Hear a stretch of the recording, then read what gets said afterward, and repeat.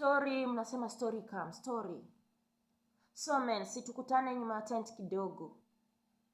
Cause today I'm gonna read Doreen's letter.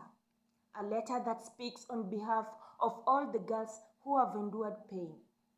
This is the letter. Dear men, please have mercy on us.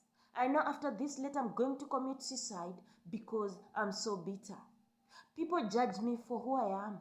They throw fingers at me with false accusations, forgetting at some point I was an innocent sweet girl who got raped by her dad. And because I did not want to separate my parents, I swallowed my pain. I met a sweet guy whom I believed in and felt safe around. But he raped me mentally and took advantage of me whenever he wanted. He cheated on me and no day could pass without him beating me up. So I left him a letter. So I left him a note.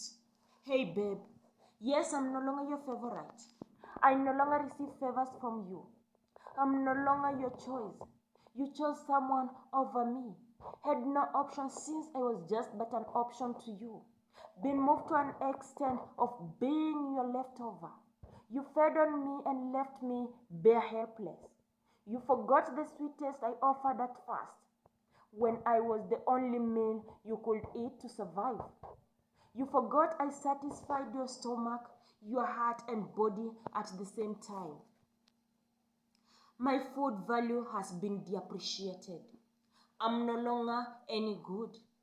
And anytime I knew I was to be disposed of, I didn't know what I was to be and who was to see my value since I was a bitter food. But this gender will prefer a war mood to pay. But wait, I don't blame you. I came to think that maybe you were just using me. Or maybe when we were together, we were just making fun. Or maybe you were on the contract that finally came to an end. I'm fine, I'm good, and still kicking. Thank you, Doreen the poet.